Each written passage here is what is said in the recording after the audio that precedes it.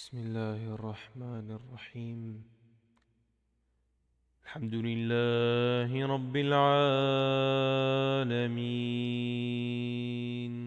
الرحمن الرحيم مالك يوم الدين إياك نعبد وإياك نستعين اهدنا الصراط المستقيم صراط الذين أنعمت عليهم غير المغضوب عليهم ولا الضالين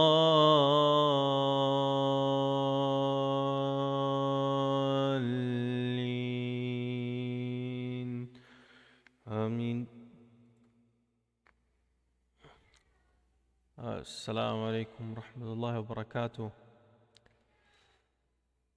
I am very sorry about this huge delay that we had. Oh, whoa, whoa, whoa, whoa, whoa, whoa, whoa. Why do I have on the screen? Oh, whoa, whoa. Yep. Sorry. Here. Some embarrassing things. Okay. Hi. Assalamu alaikum wa rahmatullahi wa barakatuh. Man. Already screwing up. Had a lot came up, but I didn't want to cancel the stream, so I had to delay it a lot. Sorry about that. But yes.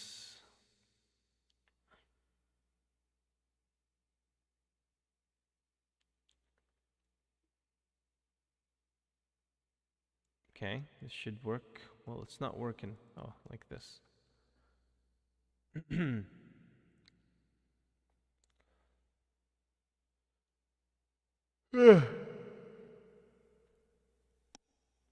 Strategy. Is the echo working, by the way? Already screwing up a lot, but oh well.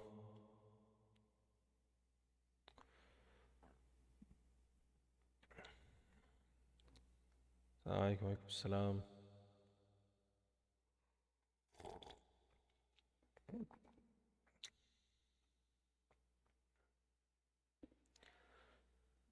Okay. Better late than never then.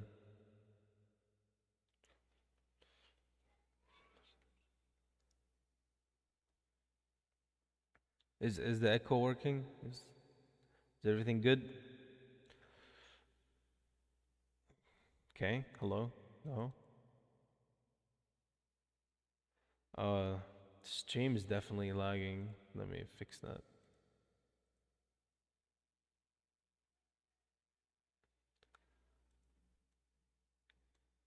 Okay. Alright. What should we read for today?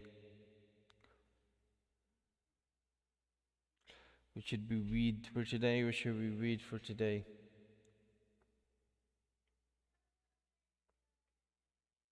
This one is good. Guess what surah is this, chat? أعوذ بالله من الشيطان الرجيم. بسم الله الرحمن الرحيم. ألهاكم التكاثر حتى زرتم المقابر كلا سوف تعلمون ثم كلا سوف تعلمون كلا لو تعلمون علم اليقين لترون الجحيم ثم لترونها عين اليقين ثم لتسألن يومئذ عن النعيم. Yes, it's التكاثر. Okay, what about this one?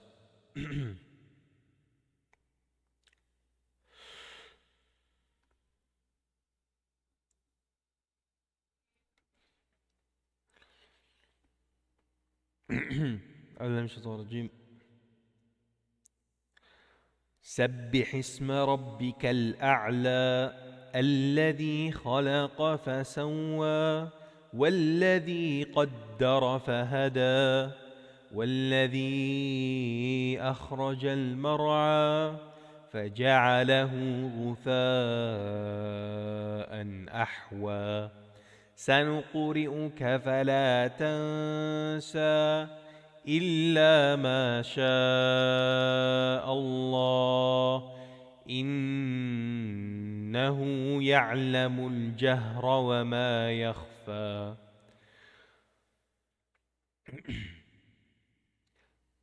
ونيسرك لليسرى فذكر إن نفعت الذكرى سيذكر من يخشى ويتجنبها الأشقى الذي يصلى النار الكبرى ثم لا يموت فيها ولا يحيا قد أفلح من تزكى وذكر اسم ربه فصلى بل تؤثرون الحياة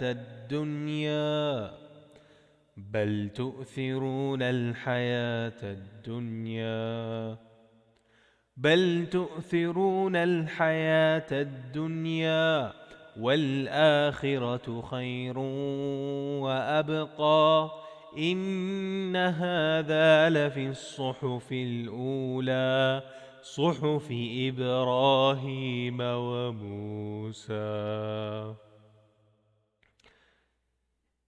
الأعلى. Yes, that is correct. Okay, let's do a harder one. What about this one?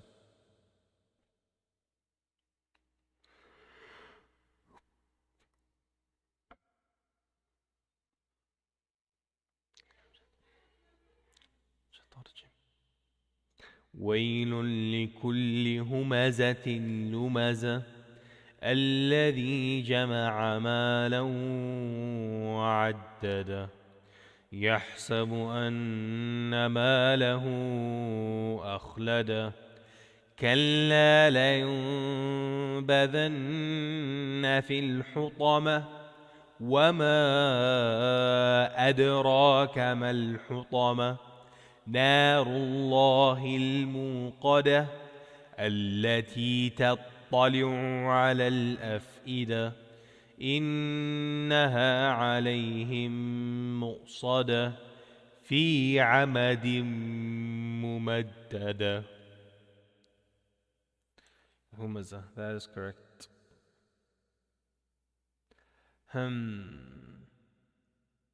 Alright, what about this one? I'll do 2 more and then we're gonna go back to Surah Qasas so we can finish the story of Musa alayhi salam, or Moses. Okay. I'm not gonna be doing requests today. We're already like very late. We're very late. We're not on schedule, so hopefully we'll get as many as we can out of the Prophet Moses story, since last time we didn't even progress it that much. Alright. What about this one?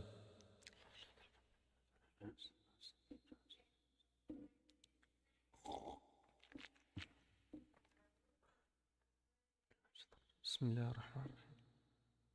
هل أتاك حديث الغاشية وجوه يومئذ خاشعة عاملة ناصبة تصلى نارا حامية تسقى من عين آنية ليس لهم طعام إلا من ضريع لا يسمن ولا يغني من جوع وجوه يومئذ ناعمة لسعيها راضية.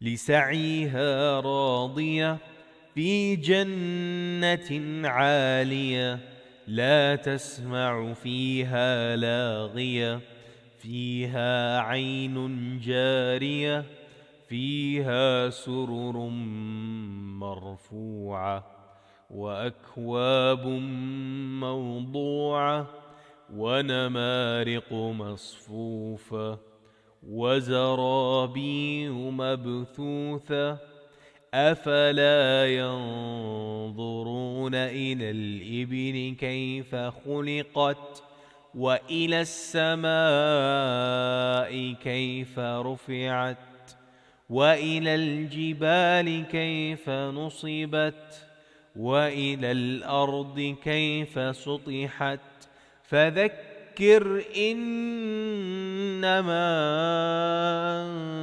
أنت مذكر لست عليهم بمسيطر إلا من تولى وكفر فيعذبه الله العذاب الأكبر إن إلينا إيابهم ثم إن علينا حسابهم. Okay. Again with this. Okay. We're gonna go back all the way to where we was last time. Does anyone remember? Does anyone remember the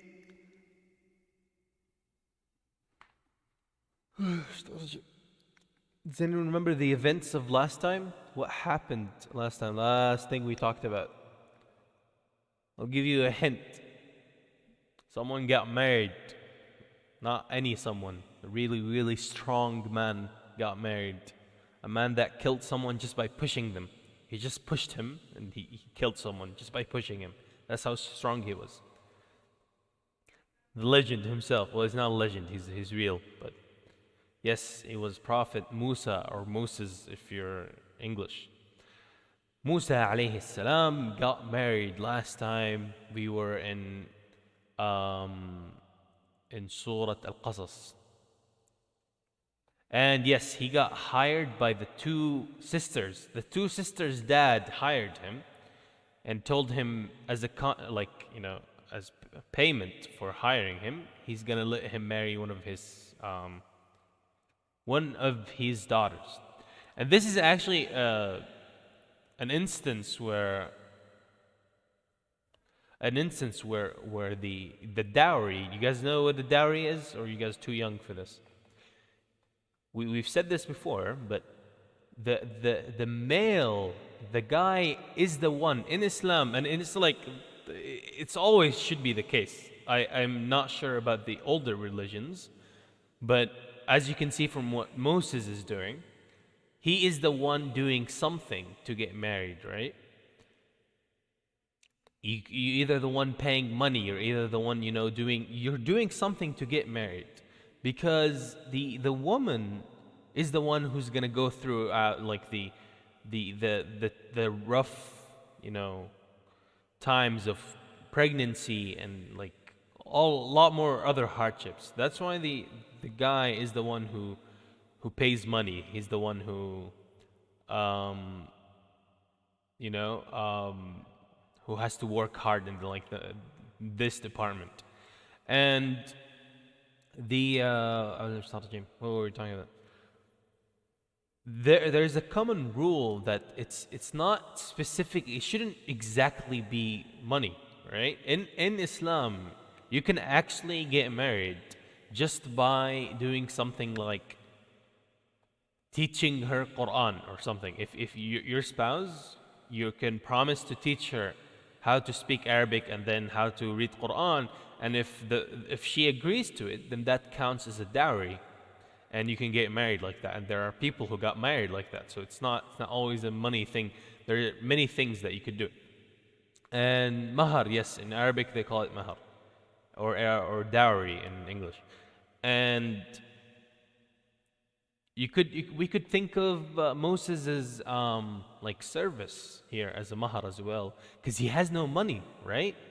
He has no money. He ran away from his village. He can't just find some what 10 pieces of gold coins and just say, hey, here's your this. Can you give me your daughter? Well, it's not how it works. It's not like you're selling someone. Astaghfirullah. But it's a way of showing that you're serious, right?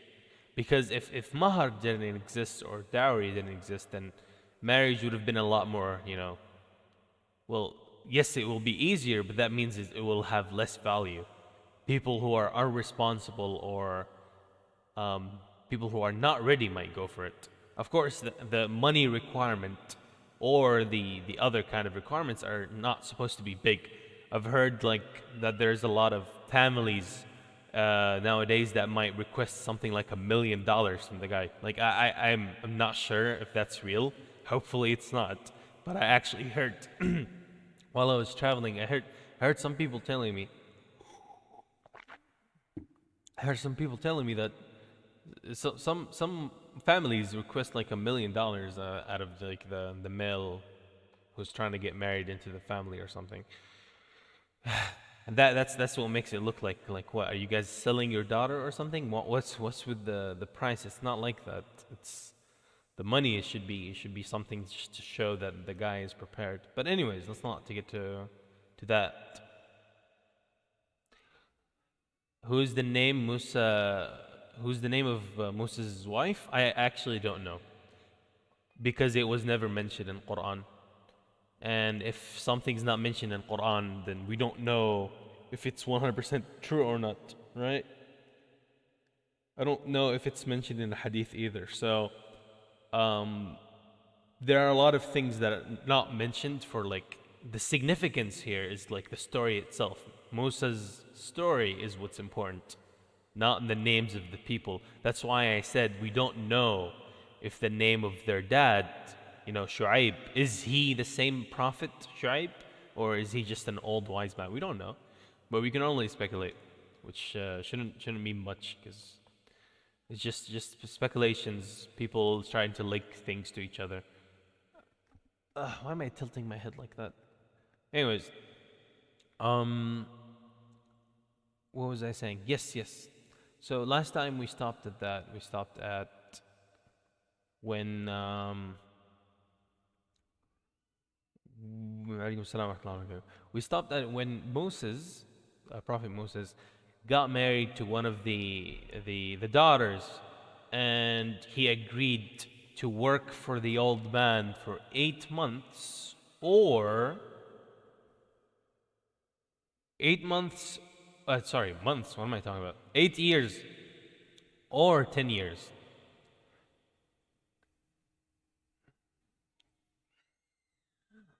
Okay, so it's 8 months, 8 years or 10 years. And there's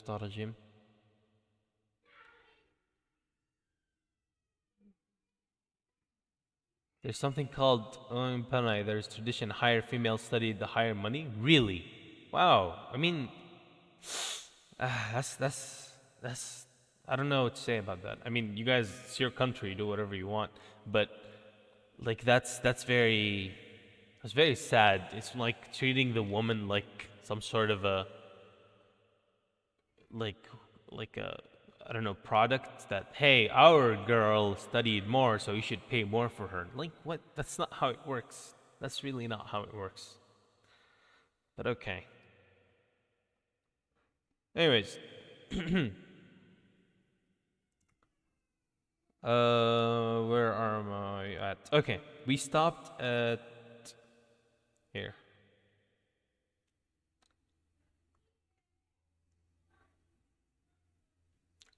أعوذ بالله من الشيطان الرجيم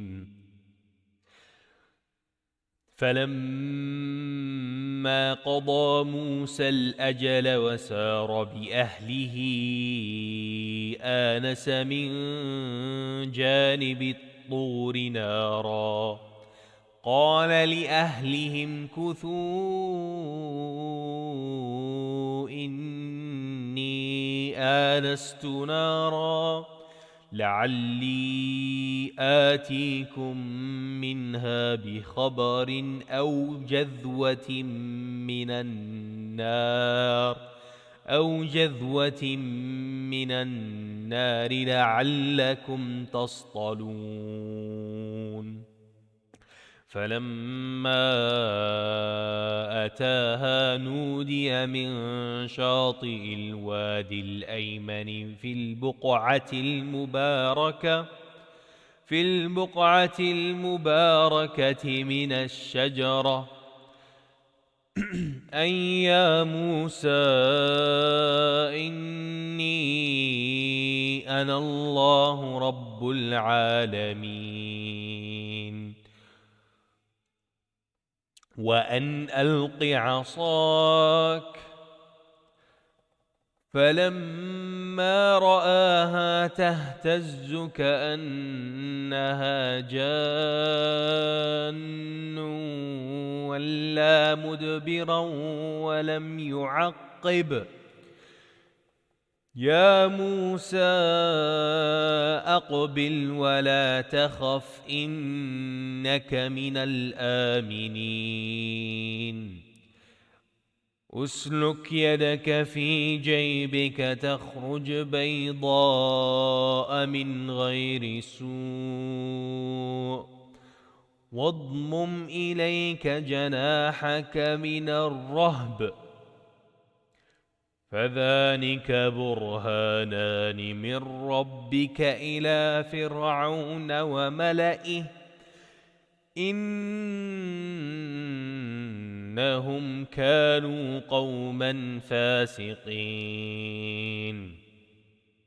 قال رب إني قتلت منهم نفسا فأخاف أن يقتلون وأخي هارون هو أفصح مني لسانا فأرسله معي رد أن يصدقني إني أخاف أن يكذبون قال سنشد عضدك بأخيك ونجعل لكما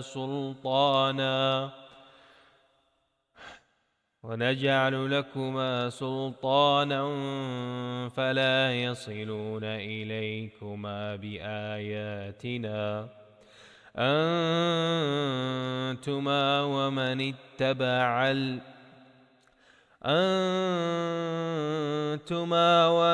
اتبعكما الغالبون.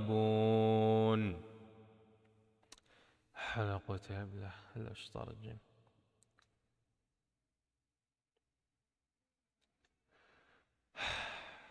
Some people. Anyways, what was I talking about? Yes. So, Surah Al-Qasas. So continuing, the story continues in the ayat. And of course, this is very like a less detailed version than the one in Surah Taha that we read before. But then this is the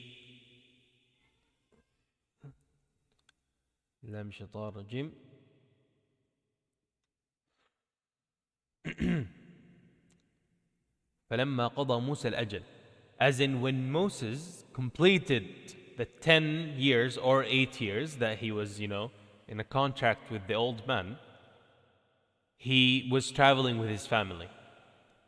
Family, as in, the wife that he had. He got married.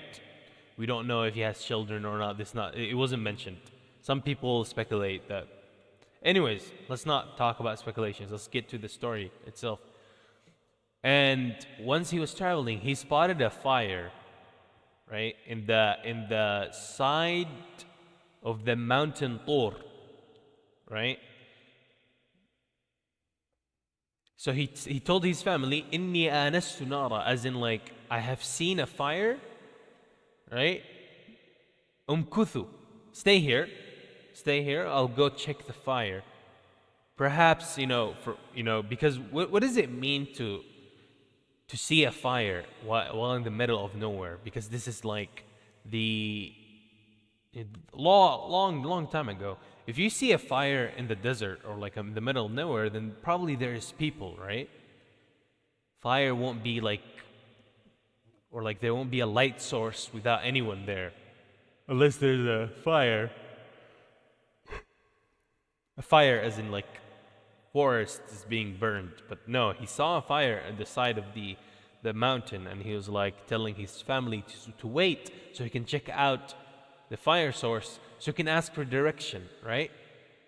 So maybe he can find, like, he can tell where to go, because traveling isn't really, as easy as it is right now. You kind of need someone to tell you where to go.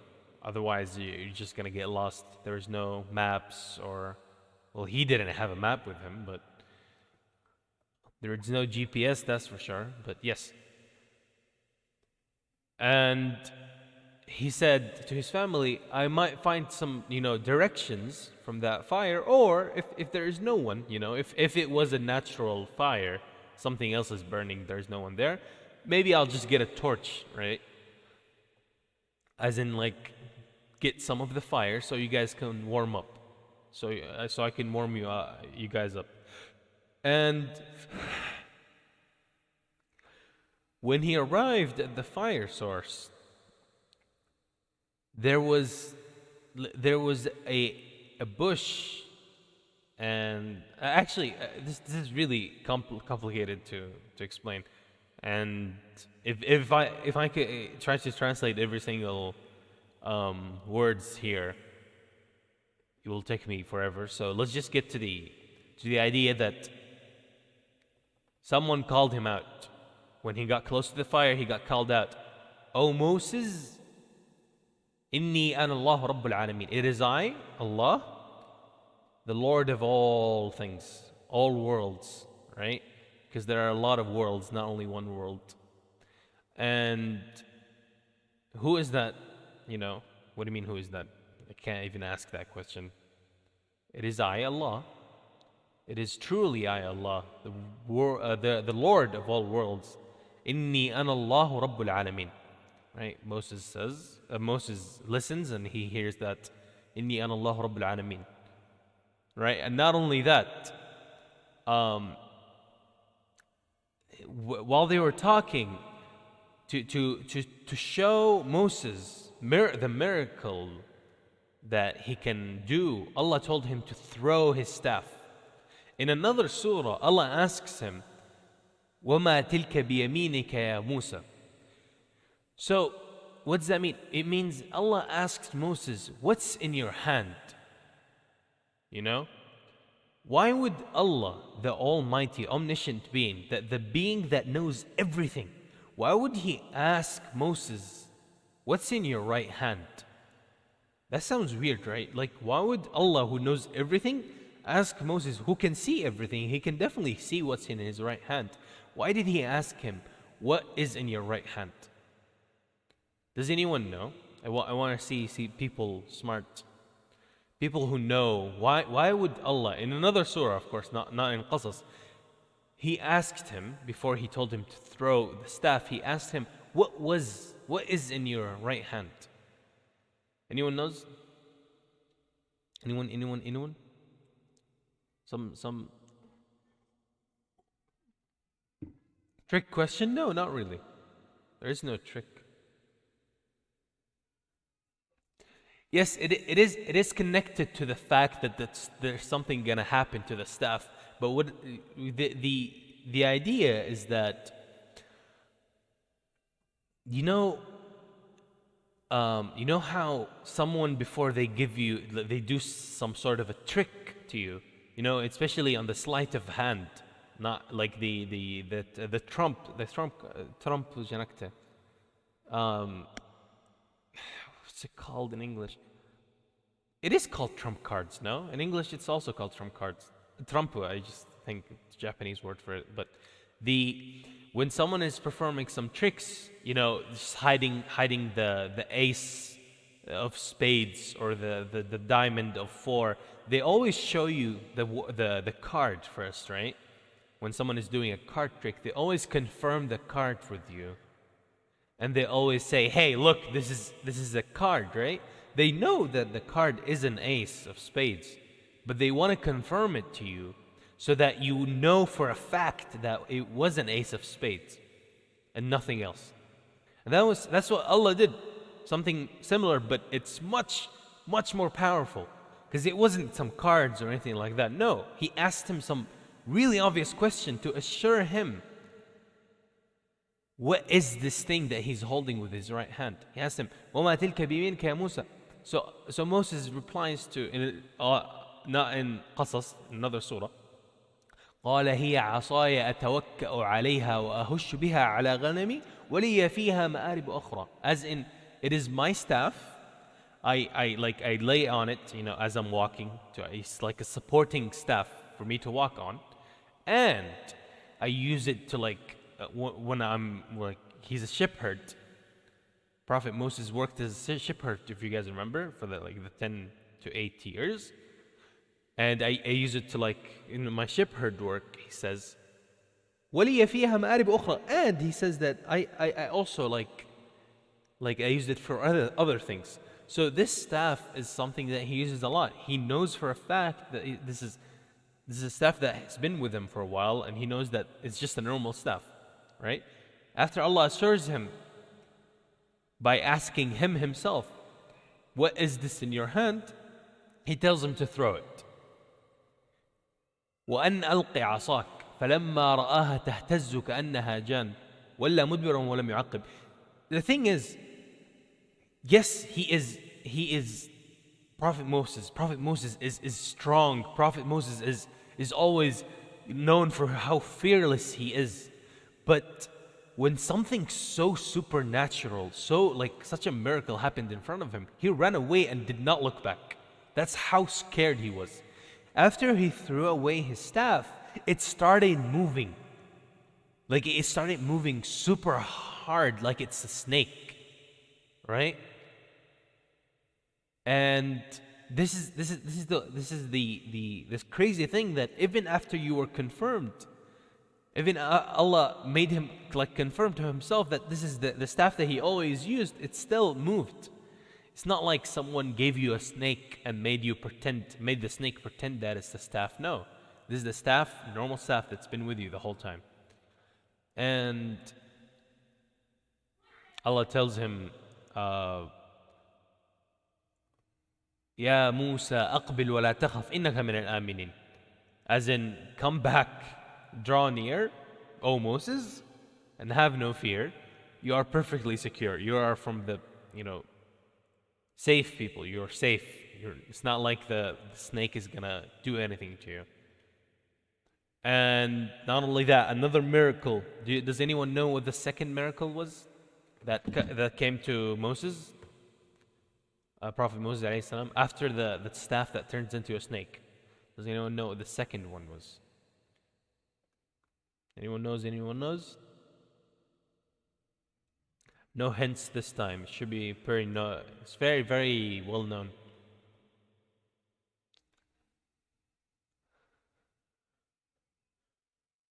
No one? No. That's before, way before.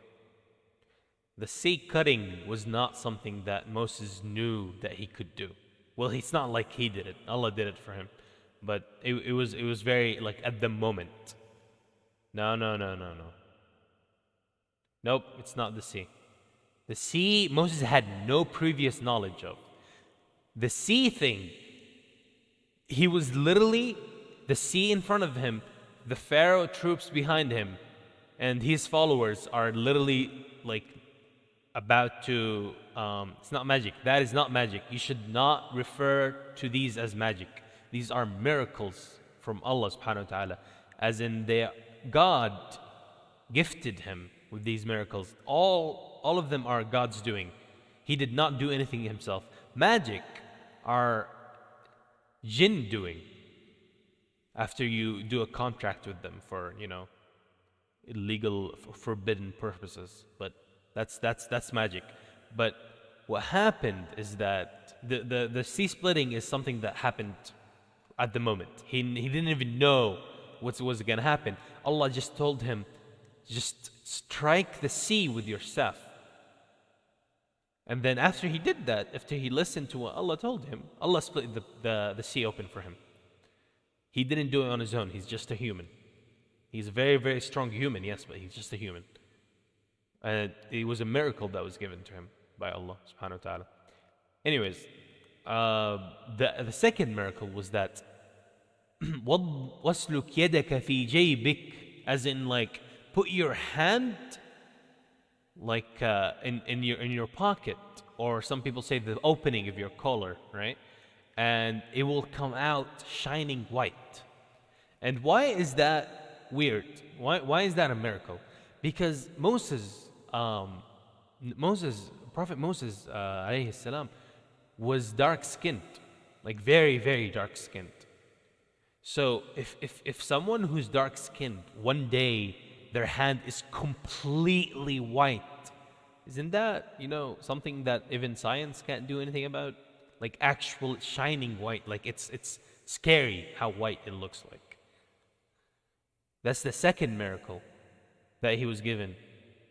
And the reason why the miracle was like this, does anyone know? Well, I've mentioned it before, so it's kind of hard to make a quiz out of this one.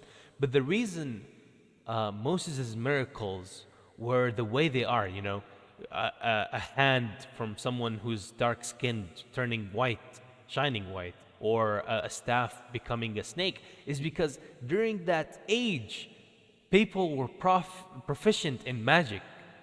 Everyone used to, everyone learned how to have contracts with jinn. Not everyone, a lot of magicians were being born, as in people learned how to have contracts with jinn and use their powers to do illusion. And as I have, mentioned before, magic in like the most basic forms can only do 3 things and nothing more than 3. The magic that humans can use.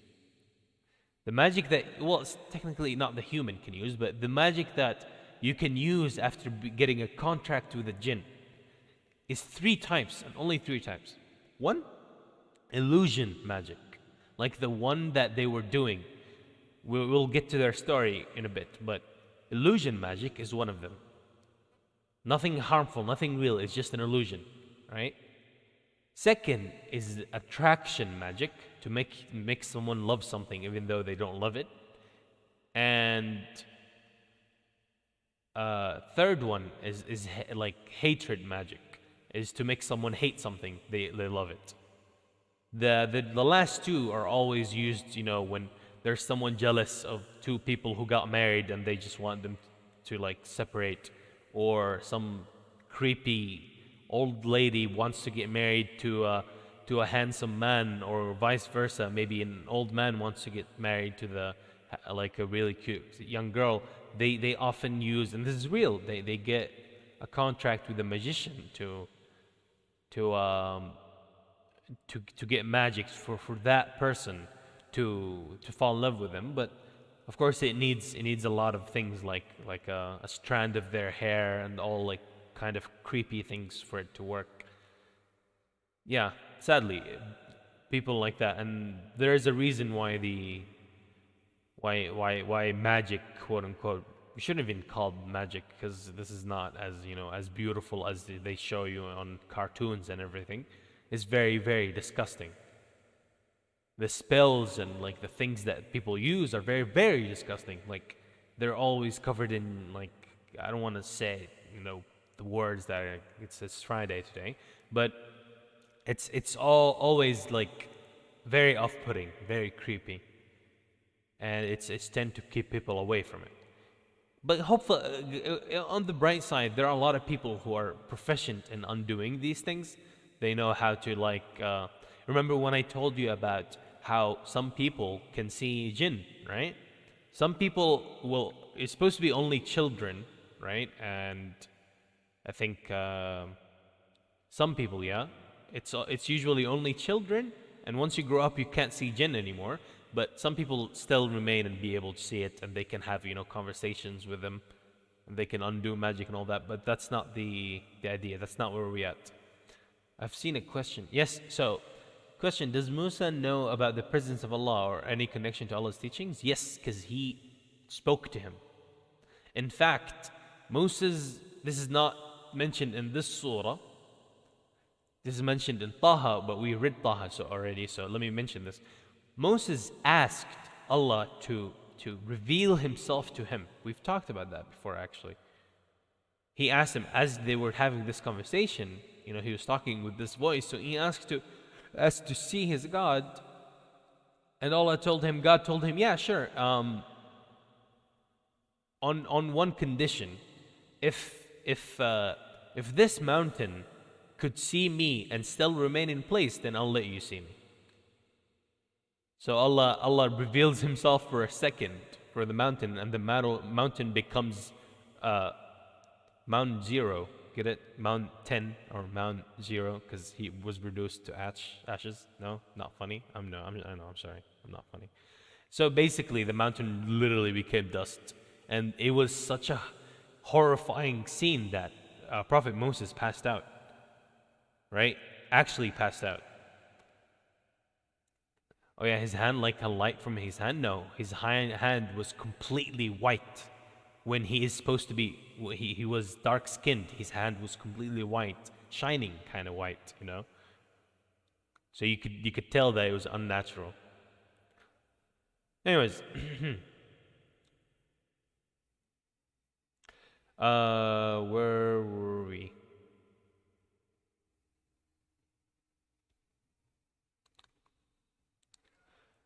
Anyways.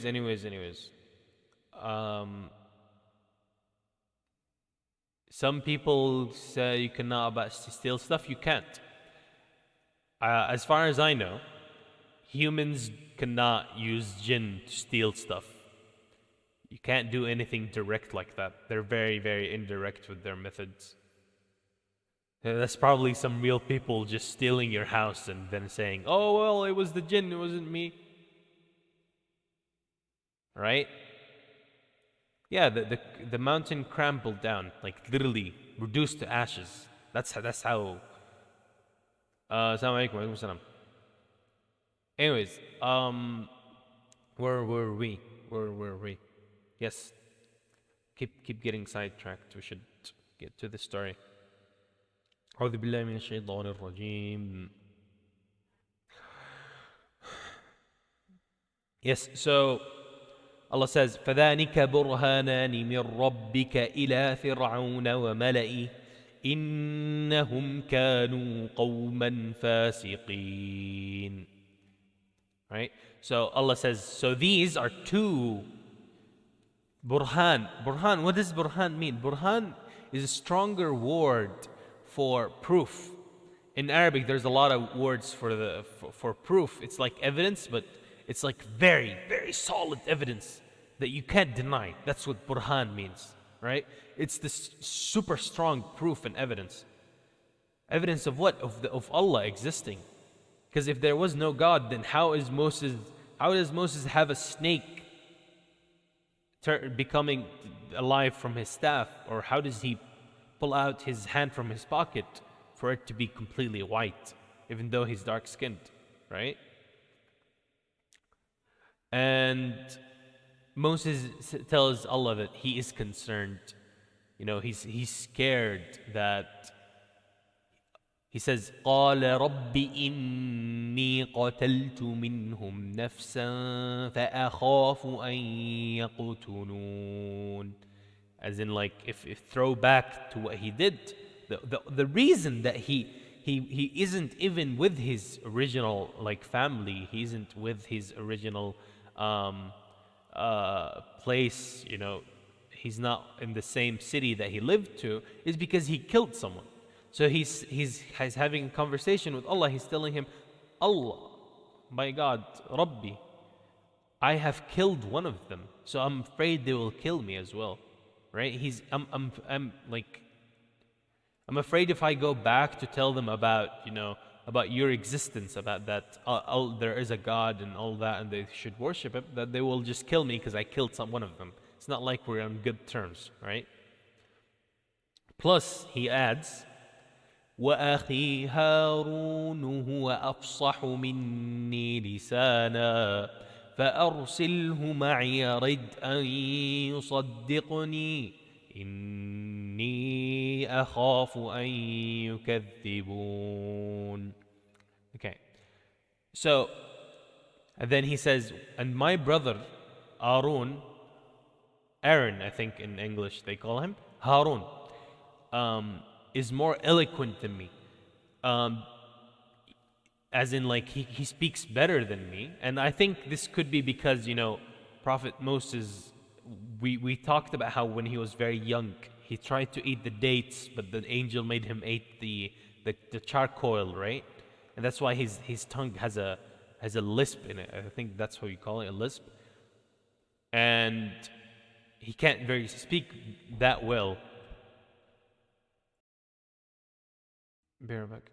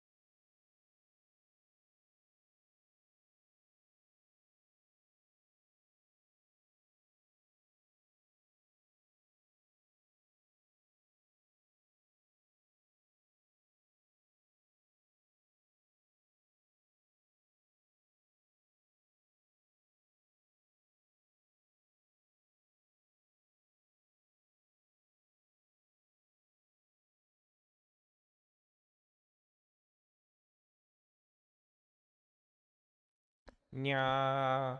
Nya. Focus saja. Focus saja. I am mau. No focus. Oh, I'm not muted. Oops. I'm back. Sorry about that. Had to go do something really quickly. Am I late? Hope I'm not that late. um what was I doing? Yes, let's go back. Forgot where were we at? Because in Bangladesh it got pretty dang hot. Oh, speaking of Bangladesh, I think I was gonna visit. What's that place called? Cox's Bazaar. I think that it was called like that. I think it was called Cox's Bazaar. I had a chance to visit before Corona happened. Now I can't. But where's Ameka? Well, you guys just read the screen, man. Spear bad.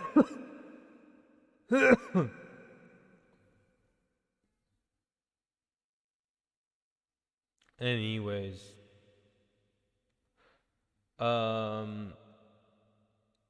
Moses passed away. Whoa. You are accelerating like so like no. We're still in the middle of the story. What are we talking about? Surah Al-Qasas. We stopped at yes. So yeah. So Harun, yes, Harun. Harun, the older brother of older brother of Moses, Prophet Moses, and as Prophet Moses said, he asked Allah to make Harun also like a nabi or like a follower, so that they both can go to the Pharaoh together. Right? وأخي هارون هو أفصح مني لسانا. هارون. What? What was that? That scared me. Anyways, I literally tried to look up how do you say Harun in English, and apparently Harunu. Isn't it Aaron? I thought it was Aaron. Wasn't it Aaron? Anyways, Assalamu alaikum. So Allah says we will assist you, right? We will grant you both, protection so that they don't harm you. So go, right? Go, you and you two's followers. We will prevail. So Allah tells Moses that you and your brother and anyone who follows you two against this Pharaoh, literally the ruler of the whole place, he can, if he wants someone dead, he will kill, right?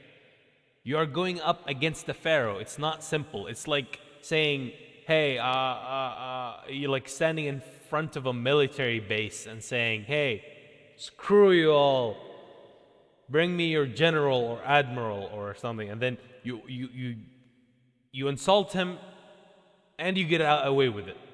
Something like that, right? It's kind of hard to like make you imagine how big it is. Like, how scary it is to stand against the Pharaoh. To stand against the Pharaoh is a fight you're about to lose. Okay, sorry. That's a Yu-Gi-Oh reference. But Allah subhanahu wa ta'ala still told them that you guys will prevail, right? He assured them. Because really, Moses was very afraid. He was like, this is the Pharaoh. You know what the Pharaoh did? The Pharaoh killed thousands of children just because he thought one of them would grow up to take his place. Just because of that dream that he had. He started killing them every single year. And he's like, he's done way worse of things, atrocities. Like, of course, everyone is afraid of the Pharaoh, right? And Yes. And then we get to the second arc. And this is probably the last arc we will talk about before we read Al-Kahf and end the stream. But this is very interesting. This is the final showdown between Moses and the Pharaoh. And more details is in Surah Taha, but since we're reading Al-Qasas, so I can't get into details. But how about I just explain it without looking at the surah too much? Basically,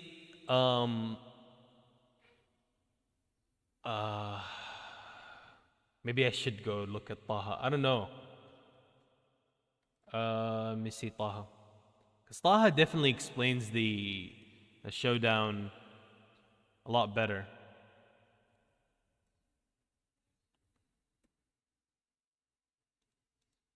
Let me see. Surah Taha. أعوذ بالله من الشيطان الرجيم.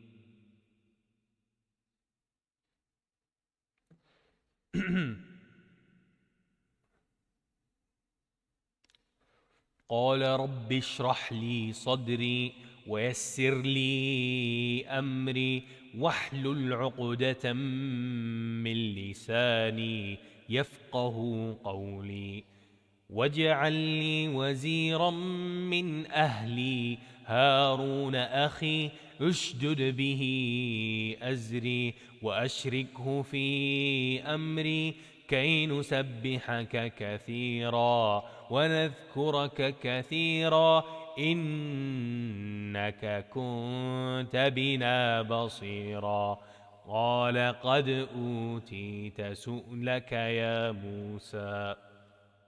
So this is the same thing we just talked about, but in Surah Taha, it's narrated a little differently, where Moses says, this is if some people ask me, what do you always whisper? I always whisper these ayat. This dua that Moses always say, رَبِّ اشْرَحْ لِي صَدْرِي وَيَسِّرْ لِي أَمْرِي وَاحْلُلْ عُقْدَةً مِّن لِسَانِي يَفْقَهُ قَوْلِي. Which means, Moses says, Rabbi, my Lord, Allah, uplift my heart for me,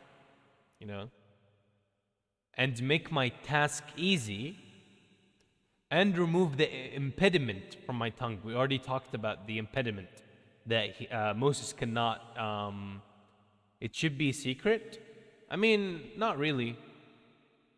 Should it be a secret? I mean, yes, I guess if I go around telling people, hey, I memorized this many, and like brag about it, then it's riya. Then that's wrong. But usually, if someone asks you, that's fine to answer. So I don't know. Are you convinced, Mike? If you're not convinced, then I'm not gonna say. I'm just gonna keep it a secret, even though I'm pretty sure most of you already know how much I memorized. Of course, Luna's crying, man. She's been crying. She's been crying for like at least 6 hours now. Someone help. Anyways,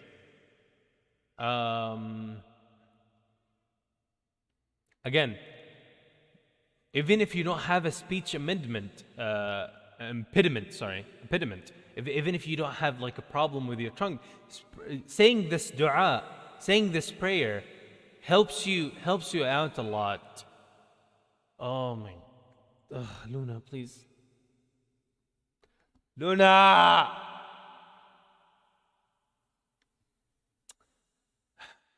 Anyways, make her a tent.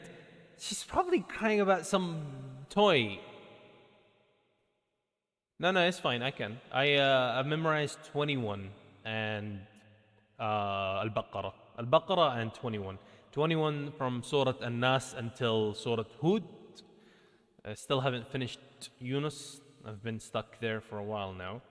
And I've done Al-Baqarah, but the thing between these two I haven't. And that's not a lot. I should be doing better than this, but yeah. Anyways, I always left waiting for you to start the stream. My bad. Sorry. Alhamdulillah, yes, Alhamdulillah. I know. But still, I should be memorizing more. I'm not giving in Quran my full time, which I should. Anyways, Where was I? And then yes, so Moses asks Allah a lot of things, which we mentioned already, and then Allah replies, "All you just requested has been granted, Moses. قد أوتيت سؤلك يا موسى." Everything you just requested, you've been granted, right? You know, isn't it satisfying? Just like when in Dragon Ball Shenron goes, "Your wish has been granted." Krillin will go back, wee, and then it's always like a satisfying feeling to have something that you prayed for happen. And I'm pretty sure some of you, especially when you guys were younger, you know, when you were free of sin, when life was a lot simpler, you prayed for things and it came true, right? And that's something that you should always remember to make your faith stronger, that you used to pray for things and it came true and like you got whatever you prayed for. I prayed for an Xbox. I'm not ashamed to admit it. I prayed for an Xbox until I got that Xbox. Well, technically I got it the very next day. It was like probably the biggest like surprise of my my younger days, but it was really nice, you know, when you pray for something and Allah gives it to you, you really feel like, wow, why have I not been praying? It's so simple. Just pray for something and Allah gives it to you. Right? Just be sure that He will give it to you. Don't have like an unbelieving heart while you're praying. Like saying, "Oh Allah, please grant me a PS5." And then deep inside you're thinking, "Yeah, I know my parents won't let me get a PS5." Well, if you're like this, you're not going to get it. Because Allah can convince your parents and can make it happen without you doing anything. You just have to believe. Well, you do have to kind of work hard for it as well, so that it's 100% going to happen. But why did we talk about PS5s? Let's go back to Prophet Moses. Anyways, so back to the final showdown, right?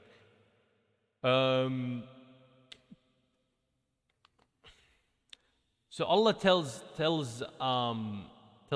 Moses and his brother Harun, Musa or Harun, to go to the Pharaoh and tell him, "Inna rasula rabbika fa'arsil ma'ana bani Isra'ila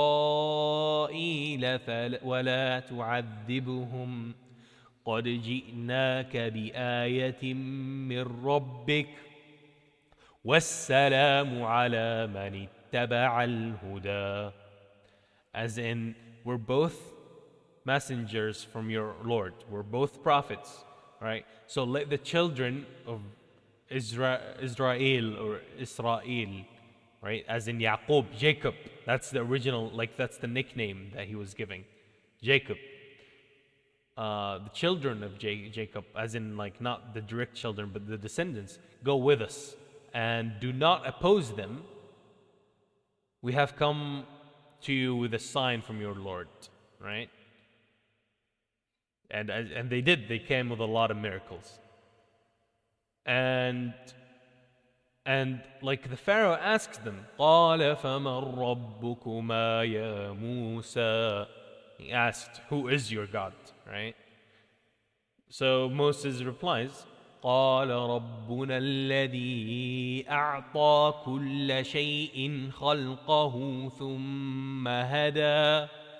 As in, our Lord, our God, is the one who has given everything its distinctive form and guided it. As in, Allah created everything in such a way that it's a perfect creation. Like they function on its own, and not only that, and also guiding these things. Let's dive deeper into this. Think of it this way, chat. You know how a bee can fly? I know. Bee movie reference. A bee should not be able to fly according to all rules of aviation. Yes. Rules of aviation don't matter here, because humans came up with this. A bee can fly because Allah created it to be able to fly even though it has very tiny wings and the body is very, very huge, right? It flies to show the perfection of the creation of Allah subhanahu wa ta'ala. And Moses told the Pharaoh, this is our Lord, this is God, right? The one who created everything so perfectly and guided it, and give it the guidance, because the bee doesn't have a brain, does it? Then how does the bee always know how to go to the flower and then go back to its hive and then make honey? How does it know? Have you never thought about it? How does all these animals who have no brain, how are they all guided for their functions? Is it really quote unquote Mother Nature? Mother Nature doesn't have a brain. There is no thing called Mother Nature. There is no Mother Nature. Allah created nature, and it's been created in such a systematic way that everything has its own purpose, everything has its own function. Bees are like there to make honey, and they know how to make honey by the guidance Allah granted them. Spiders are there to eat other bugs, harmful bugs, you know. I know. I wasn't a fan of spiders, but I'm starting to like them a bit because, you know, reasons. Anyways, and so on. Even like, remember, some people used to say a fly is useless, and why was the fly ever created? I actually was one of them. I was one of the people who was like, if everything has its purpose, why was the fly made? I hate flies, man. Why was flies created, man? Flies are literally the most annoying thing in the planet. And then I realized that one of the biggest kings in history, and Nimrod, right? Does anyone know who Nimrod is? Anyone heard of him?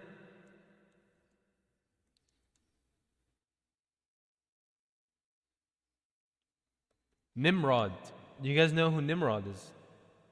Nimrod.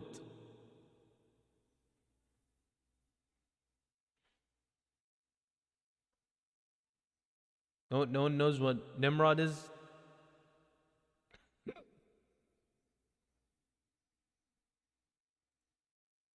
Haven't heard of it. Okay. The guy who wants to destroy... No. That was before Kaaba was even made. Nimrod is back during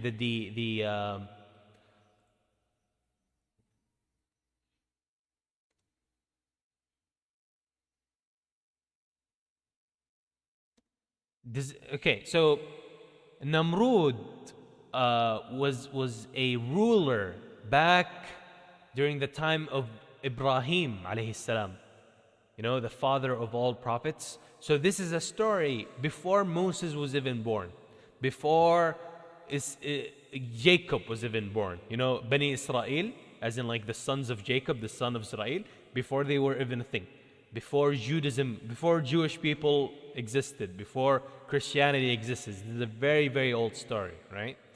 Nimrod, he died. Do you know how he died? He died in the most pathetic way possible. For being, he's portrayed as a mighty hunter, a king of all kings. He's in history. He is one of the only people who has ruled over the entire world. Like they were considered a ruler of the world at the time. He's such a mighty like figure in history. But do you know how he died? Does anyone know how he died?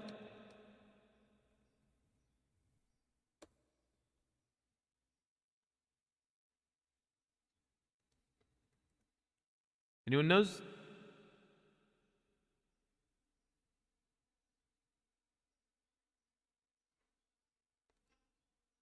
No, not a fly poisoning.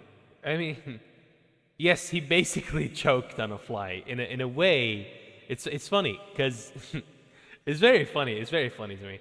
It really shows how Allah subhanahu wa ta'ala, God really made flies for a purpose. And look what happened. A fly went in his nose, right? A fly went inside his nose and kept going and going. His followers hit him with their shoes so that they could, imagine being the king of everything at the time, right? You're the highest king of all time during your time, of course, and you're so mighty, you're such a king, then because of a fly, your followers, his ministers and everything, hit him with their shoes and his face. He was hit on the face with the shoes because they wanted to kill the fly that went inside of his nose. It went all the way to his brain and killed him. And imagine, while you're being killed by a fly, your own followers are hitting your head. They're hitting your face with their shoes. That is hilarious. And that's what you deserve as like someone he has the worst. Does anyone know? Does anyone know what he did, Abraham or Ibrahim?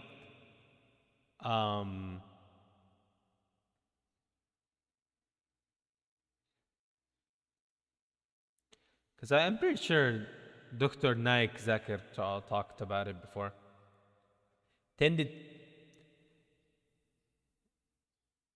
No, whoa, smash the statue is very different. Okay, that reminds me. We are getting out of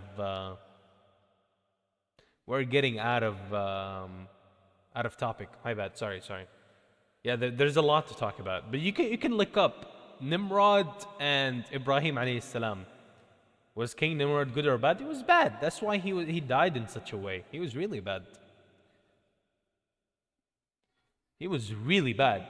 I wanted to tell the story. I don't want to waste time, but he saw Ibrahim's wife Sarah, and he used to be someone who, if he finds a beautiful woman, he asks, does she have a husband? And if she does, he kills the husband and takes her for himself. Now tell me, was he a good person or a bad person? That's one of the things he did. And it's a famous story how he was told about Sarah, and he's like, he wanted to marry Sarah, which is like the wife of Ibrahim alayhi salam. So he asked Ibrahim, who are you, to her, right? And not in the cute anime way, when an anime girl asks the boy she has a crush on, what is she to you? What's the things between you two? No, as in like, who are you to that woman? Are you the husband? Because I'm gonna kill you if you're the husband, right? And this is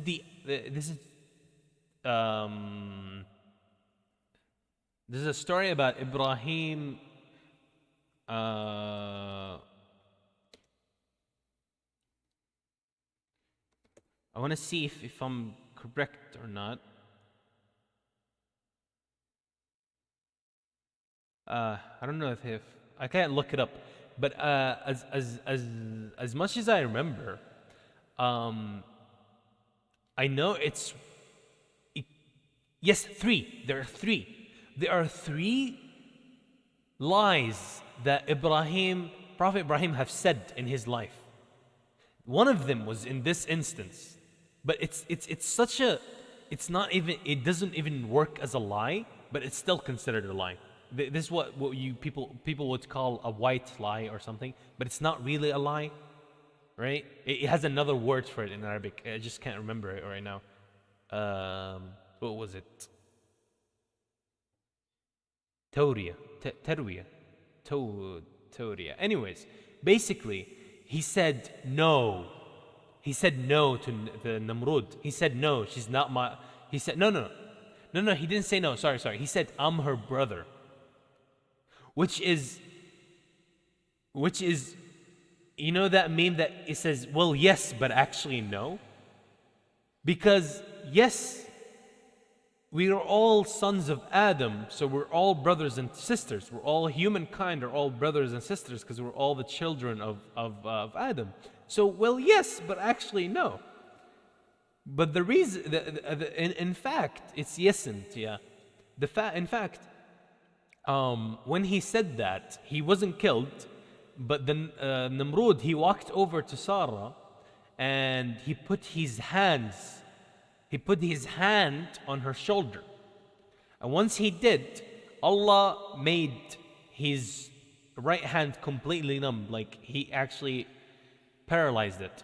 Like, imagine being paralyzed from touching a woman. He got paralyzed. He could not move his right hand anymore. So he tried touching her with his left hand, and it also got paralyzed. Imagine being a buffed, strong man, and then suddenly both of your hands cannot move. Like, literally anyone can kill you. He got scared, Nimrod, and he's asking her to undo whatever she did. So she told him, stay away from me. Literally, she knows that Allah is protecting her, and that if he touches her, this is only gonna happen to him. So she even asked Prophet Ibrahim, her husband, why did you lie like that? Why did you say you were my brother instead of my husband? Which is probably, the way I see it, I don't remember if his response, but probably because it's a way to teach us how to use this technique of, you're not lying, but you are saying something, it's a truth that isn't really, it's a way to just, how do I explain it? It's a truth that isn't necessarily what the guy wants to learn, right? I'll give it a better example. It's a dodge, yeah, basically. It's dodge! I wish Gohan would learn how to dodge. But anyways, this thing came useful during a time where, forgot what this time was. This is the recent time.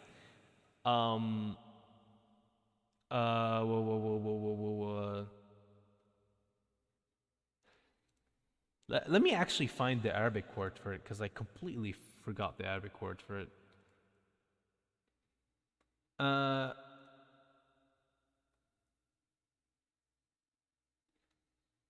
Tauria, yeah.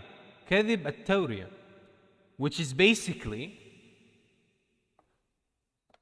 this is something so that a human would run away from something without resorting to lying. Lying is haram. Lying is not allowed. A Muslim should not be allowed to lie. But to go to Tauria, right, is to make it is very, very like in a dangerous situation, or like in a way that you should use it. Otherwise, someone's gonna get hurt from your family, or you might lose your money, or right? Something like what happened during the day of the age of, I don't know what it was called, but it was after Islam. There was an age where there was like some sort of I won't call it a crusade, but there was people going, like some sort of special police. I completely forgot the context, but they would go to sheikhs, right? If they find you a sheikh, they'll ask you, say that, what would they used to say? Yes.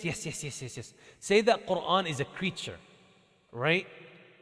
Say that Quran is a creature. And if you don't say that the Quran is a creature, then they kill you on the spot, right? I think that was it. I need to look it up.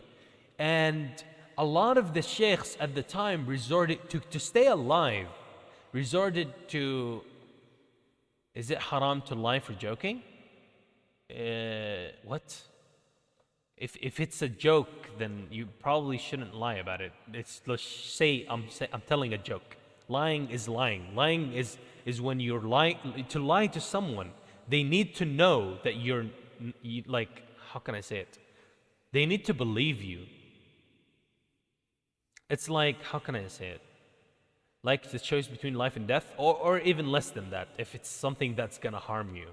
Like your money might be taken away or something. Anyways, let's not split in I'm getting very distracted. Anyways, so a sheikh, one of the people, one of the people was asked, is Quran a creature or not? Did Allah create the Quran? Is the Quran like making things up to make everyone laugh? I mean, that's, I think, if to make someone laugh, if everyone knows that you're joking, then that's not a lie. Like, it's a joke. It's like saying, hey, why did the chicken cross the road? Well, we know there's no actual chicken right now crossing the road, right? Knock, knock. Who's there? We will ask the questions, you know? Jokes happen. But lying is very different. Lying is when you clearly deceive someone. You tell them, hey, something, your dad died. And then they're about to have a panic attack and they're like, ha ha ha, ha, just a joke, man. It's just a prank, bro. No, it's not just a prank. You're lying. You're a liar and you should be slapped on your face for making, quote unquote, a joke like that. That's not a joke. You just straight up lied. A joke wouldn't be, you know, someone who would actually believe it and then be actually scared because of, you know, quote unquote, that you're lying. Anyways,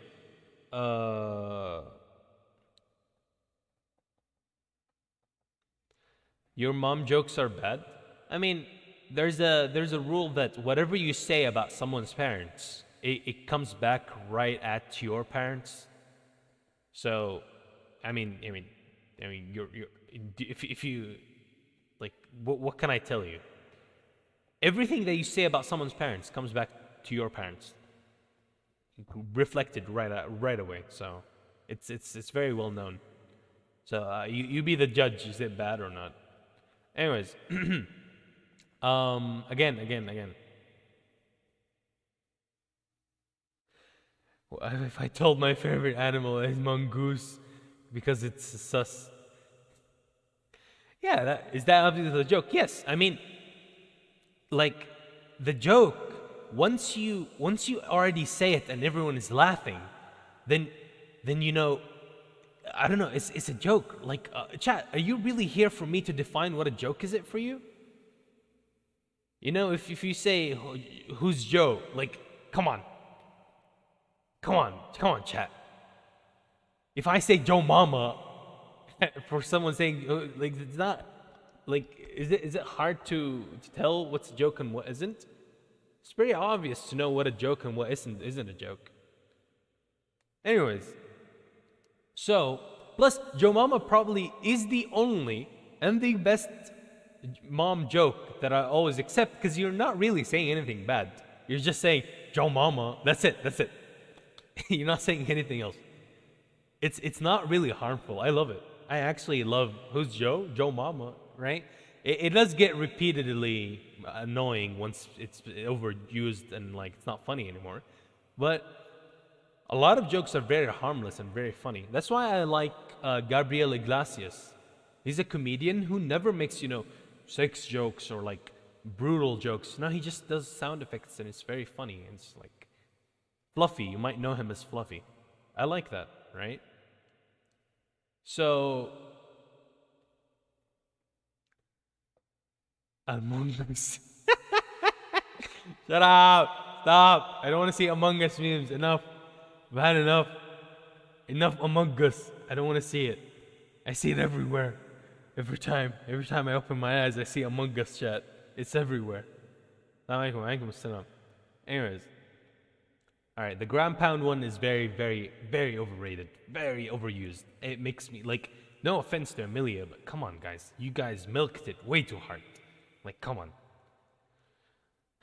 Anyways, back to the topic. We've got sidetracked a lot today. So, the way Tauria works is that you're not lying, but you are getting out of the situation by saying, something that isn't necessarily a lie just to mislead the other person. As I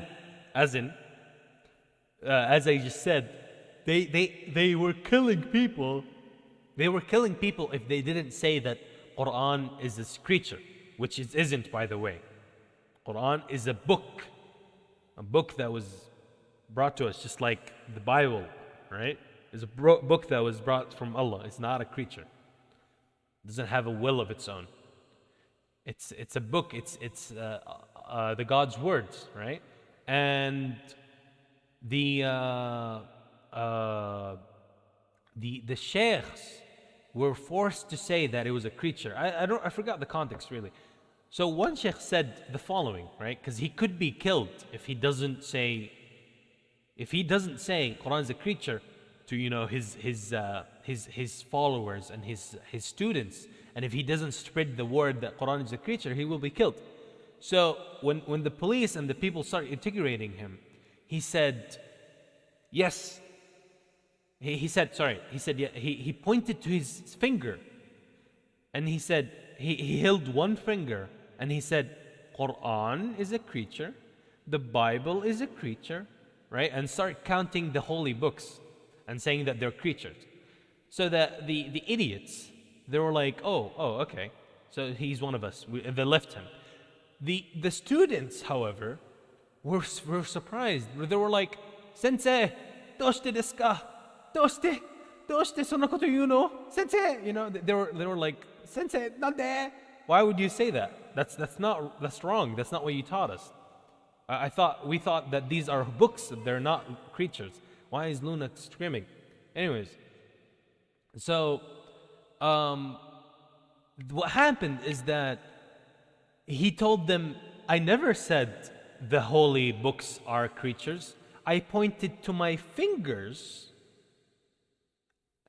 My finger from now on is called Quran, and this finger is called Bible. And since I named my fingers Quran and Bibles, and since my fingers are exactly creatures, that I am a creature created by God, therefore my fingers are also creatures, right? So I didn't lie, I just told them my fingers' names, and that my fingers are. I was just pointing to my fingers, right? And that's the art of the Kidba Tauria. But you should not use it. It is still not, like, a lot of people take it. Once they learn it, they're like, wow, now I have a halal way to lie. No. You don't. Lying is still prohibited. You are not supposed to lie. This is only in a situation when you have to get out of it, unless you are like it's a tough spot, basically. I'm not going to get into, is this a tough spot? I don't want chat to start questioning me about what's a tough spot and what isn't, okay? So it's basically, the best pro gamer move, but it's only limited to danger situations, right? You only use it when Sans is about to end you, right? Don't abuse it. It's very, very, very, very, very, very, very, very, very special for times when, let's just say, someone tells you that, hey, they're asking for your sister's number or something, and they're being, they wanna, I don't know what they want to do, but they're obviously a bad person. So you can give them the, I don't know, the number of a celebrity or something. Because she is your sister, right? You're both the sons of Adam. So technically you did give him your sister's number. You didn't lie, right? You see the idea how it works. So if I want to tell a joke, you need to make your audience aware that it's a joke. Yes, that's why comedians, in fact, are two different types of comedians. They're the type of comedians that make things up. And they always make it clear that this is all just, a skits. They're all just jokes. And there are people who actually make things funny by real things that happened. They just make it exaggerated and make fun of it. That's like, Fluffy. Fluffy, I like Fluffy. Go watch Fluffy. The greatest. This all happened because of that one question I asked. Did it really? Why are we talking about this? Oh wow, it really did happen because that one question. All right, stop. We don't have time, champ. Can't believe all of our time is taken away. So let's go back to it. So,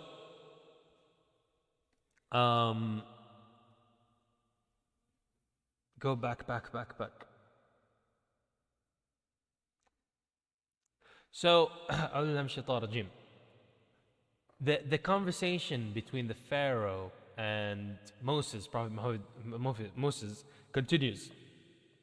So the Pharaoh asks Moses, قال فما بال القرون الأولى, as in the Pharaoh asked, what about the previous people?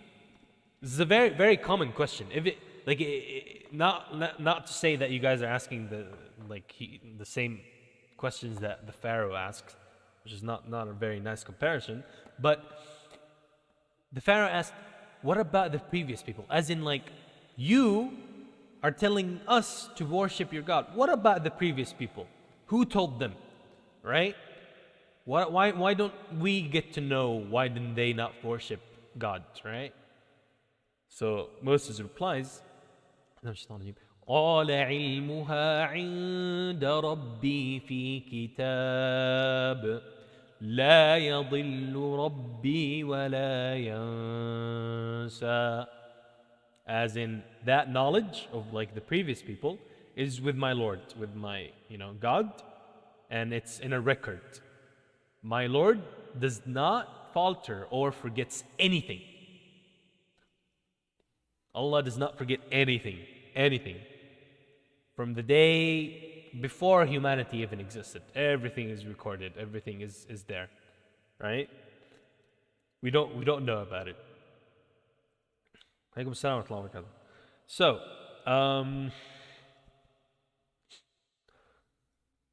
and and then Moses keeps going, talking about the Lord, Allah subhanahu wa ta'ala, God. الذي جعل لكم الأرض مهدا وسلك لكم فيها سبلا وأنزل من السماء ماء فأخرجنا به أزواجا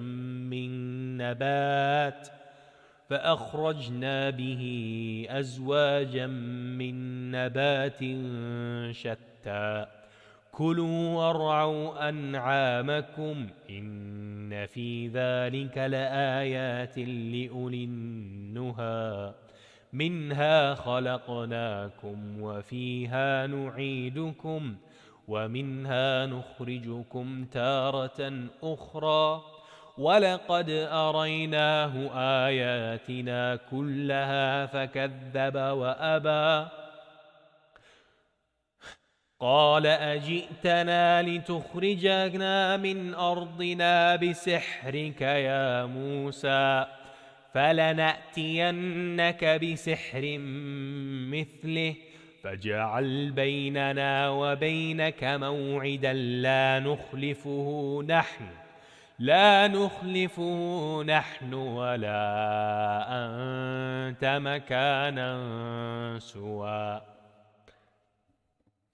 قال موعدكم يوم الزينة وأن يحشر الناس ضحى فتولى فرعون فجمع كيده ثم أتى. Okay, since we don't have time, we'll stop here. The idea is that after they had their verbal exchange, the Pharaoh and Moses, Moses alayhi salam, had their verbal exchange. He's asking him, who's your God? And he's explaining to him, my God is this, right? And at the end of it, the Pharaoh still wasn't convinced. So he had to reveal to him the signs, the miracles that Allah gave him. The two miracles, if you guys remember, we talked about it at the beginning of the stream when we read the surah. I want to see in the chat, what are the two miracles You guys should be able to know, unless you guys weren't focusing and you guys don't want me to, tell the story. No one cares. Maybe I should just stop the Friday streams. Sad. Does anyone know? The staff that's one, staff snake, yeah, basically. Staff snake and the white shining hand, right? He showed both. And what's the reply? What does the Pharaoh reply after seeing these things, right? He says, he refused to believe and denies them, and he says, have you come to drive us of our land with your magic, Moses? He made him look like a villain, right? He made Moses look like he's the evil magician who's about to like drive everyone out of the land using his magic, right? It's not magic. It's not magic, it's a miracle. I've said that before. Magic are illusions. Miracles are real from God. And it's a miracle because that hand was in fact white. It turned white. To the very cells inside the hand, all of it, the gene structure, everything. It was a white hand. Not a magic, a illusion that makes you think that it's white when it's not, right? So again, we already said that, but the back then, it was the age of magic. People discovered so many things with illusion and magic, and that's the first thing that came to mind. And the Pharaoh said, "You are using your magic to drive us out of our land, right? And so we will meet you with similar magic, right? Because you came to us using your magic, we'll get you similar magic." And we want an appointment. We want a date where both of us, in a central place, right? In a place where everyone can see, we'll have a showdown, right? So Moses said, your appointment is the day of the festival, Yom Zina, and let the people gather the mid-morning, as in like duha time, is in like before the time after Fajr and before Dhuhr is Duha, right? The mid-morning. So this is the time of the showdown. This is the place. Moses is ready, and the Pharaoh goes to gather all the best of the best magicians that his country has to offer, so they can prepare for this final showdown against Moses. And we will, I know, it sounds like find out in the next exciting episode of Dragon Ball Z. It sounds like I'm cliffhanger, but it's we're really out of time. So do find out in the next exciting episode. Next week, we will conclude the story of Prophet Moses. I know we bag it. We've been here for a while, which I should have finished the story today, but we keep getting distracted with other things. So we'll continue that later. For now, it is time to read Al-Kahf. Kahf reading.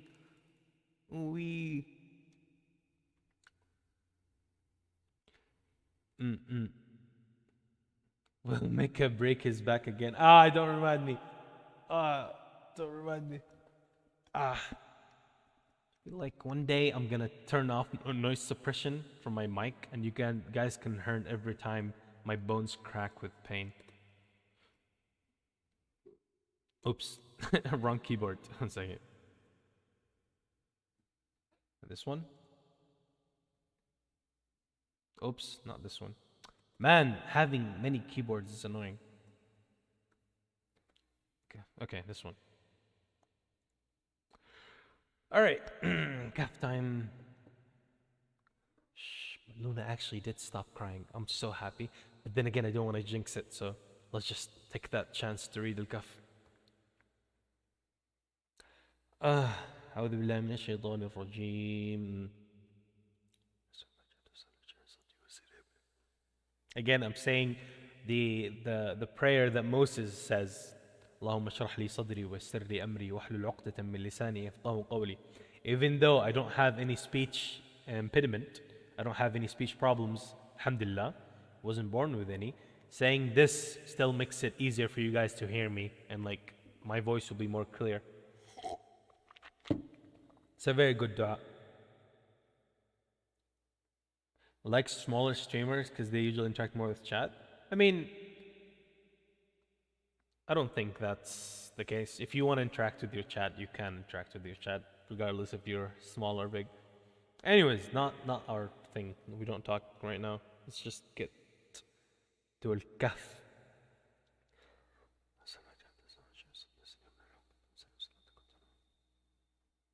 أعوذ بالله من الشيطان الرجيم. بسم الله الرحمن الرحيم.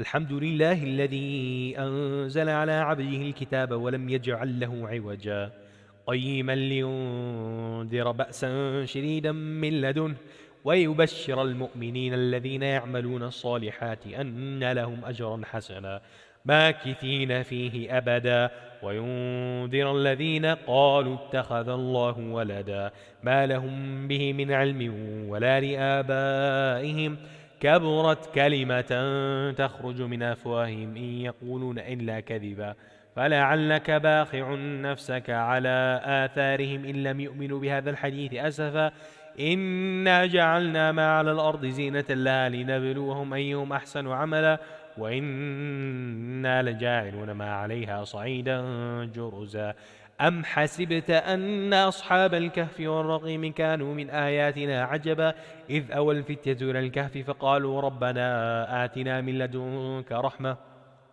وهيئ لنا من أمرنا رشدا فضربنا على آذان في الكهف سنين عددا ثم بعثناهم لنعلم أي الحزبين أحصى لما لبثوا أمدا نحن نقص عليك نبأهم بالحق إنهم فتية آمنوا بربهم وزدناهم هدى وربطنا على قلوبهم إذ قاموا فقالوا ربنا رب السماوات والأرض لن ندعو من دونه إلها لقد قلنا إذا شططا هؤلاء قوم اتخذوا من دونه آلهة لولا يأتون عليهم بسلطان بين فمن أظلم ممن افترى على الله كذبا وإذا اعتزلتموه ويعبدون الله فأووا إلى الكهف ينشر لكم ربكم من رحمته ويهيئ لكم من أمركم مرفقا وترى الشمس إذا طلعت تزاور عن كهفهم ذات اليمين وإذا غربت تقرضهم ذات الشمال وهم في فجوة منه ذلك من آيات الله من يهد الله فهو المهتدي ومن يضلل فلا تجد له وليا مرشدا وتحسبهم أيقاظهم رقود ونقلبهم ذات اليمين وذات الشمال وكلبهم باسط ذراعيه بالوصيد لو اطلعت عليهم لوليت منهم فرارا ولمليت منهم رعبا وكذلك بعثناهم ليتساءلوا بينهم قال قائل منهم كم لبثتم قالوا لبثنا يوما أو بعض يوم قالوا ربكم أعلم بما لبثتم فابعثوا أحدكم بورقكم هذه إلى المدينة فلينظر أيها أزكى طعاما فليأتكم برزق منه وليتلطف ولا يشعرن بكم أحدا إنهم إن يظهروا عليكم يرجموكم ويعيدوكم في ملتهم ولن تفلحوا إذا أبدا وكذلك أعثرنا عليهم ليعلموا أن وعد الله حق وأن الساعة لا ريب فيها إذ يتنازعون بينهم أمرهم فقالوا بنوا عليهم بنيانا ربهم أعلم بهم قال الذين غلبوا على أمرهم لنتخذن عليهم مسجدا سيقولون ثلاثة رابعهم كلبهم ويقولون خمسة سادسهم كلبهم رجما بالغيب ويقولون سبعة وثامنهم كلبهم قل ربي أعلم بعدتهم ما يعلمهم إلا قليل فلا تمار فيهم إلا مراء ظاهرا ولا تستفت فيهم منهم أحدا ولا تقولن لشيء إني فاعل ذلك غدا إلا أن يشاء الله واذكر ربك إذا نسيت وقل عسى أن يهدينا ربي لأقرب من هذا رشدا ولبثوا في كهفهم 300 سنين وازدادوا 9 قل الله أعلم بما لبثوا له غيب السماوات والأرض أبصر به وأسمع ما لهم من دونه من ولي ولا يشرك في حكمه أحدا واتل ما أوحي إليك من كتاب ربك لا مبدل لكلماته ولن تجد من دونه ملتحدا واصبر نفسك مع الذين يدعون ربهم بالغداة والعشي يريدون وجهه ولا تعد عيناك عنهم تريد زينة الحياة الدنيا ولا تطع من أغفلنا قلبه عن ذكرنا واتبع هواه وكان أمره فرطا وقل الحق من ربكم فمن شاء فليؤمن ومن شاء فليكفر إنا أعتدنا للظالمين نارا أحاط بهم سرادقها وإن يستغيثوا يغاثوا بماء كالمهل يشوي الوجوه بئس الشراب وساءت مرتفقا إن الذين آمنوا وعملوا الصالحات إنا لا نضيع أجر من أحسن عملا أولئك لهم جنات عدن تجري من تحتهم الأنهار يحلون فيها من أساور من ذهب ويلبسون ثيابا خضرا من سندس واستبرق متكئين فيها على الأرائك نعم الثواب وحسنت مرتفقا واضرب لهم مثل الرجلين جعلنا لأحدهما جنتين من أعناب وحففناهما بنخل وجعلنا بينهما زرعا كلتا الجنتين آتت أكلها ولم تظلم منه شيئا وفجرنا خلالهما نهرا وكان له ثمر فقال لصاحبه وهو يحاوره أنا أكثر منك مالا وأعز نفرا ودخل جنته وهو ظالم لنفسه قال ما أظن أن تبيد هذه أبدا وما أظن الساعة قائمة ولئن رددت إلى ربي لأجدن خيرا منها منقلبا قال له صاحبه وهو يحاوره وكفرت بالذي خلقك من تراب ثم من نطفة ثم سواك رجلا لكن هو الله ربي ولا أشرك بربي أحدا ولولا إذ دخلت جنتك قلت ما شاء الله لا قوة إلا بالله إن تراني أنا أقل منك مالا وولدا فعسى ربي أن يأتيني خيرا من جنتك ويرسل عليها حسبانا من السماء فتصبح صعيدا زلقا أو يصبح ماؤها غورا فلن تستطيع له طلبا وأحيط بثمره فأصبح يقلب كفيه على ما أنفق فيها وهي خاوية على عروشها ويقول يا ليتني لم أشرك بربي أحدا ولم تكن له فئة ينصرونه من دون الله وما كان منتصرا هنالك الولاية لله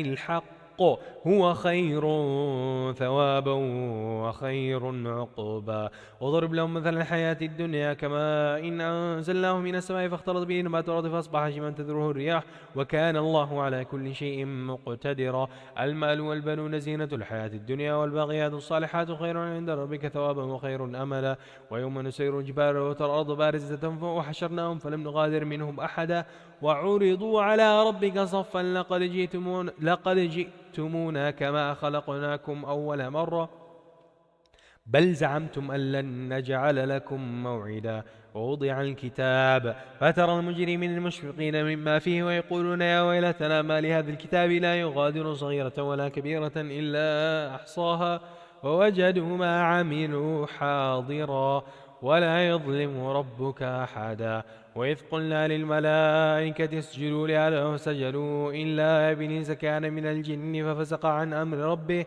أفتتخذونه وذريته أولياء من دوني وهم لكم عدو بئس للظالمين بدلا ما أشهدتهم خلق السماوات والأرض ولا خلق أنفسهم وما كنت متخذ المضلين عضدا ويوم يقول نادوا شركائي الذين زعمتم فادعوهم فلم يستجيبوا لهم وجعلنا بينهم موبقا ورأى المجرمون النار فظنوا أنهم واقعوها لم يجدوا عنها مصرفا ولقد صرفنا في هذا القرآن للناس من كل مثل وكان الإنسان أكثر شيء جدلا وما منع الناس أن يؤمنوا إذ جاءهم الهدى ويستغفروا ربهم إلا أن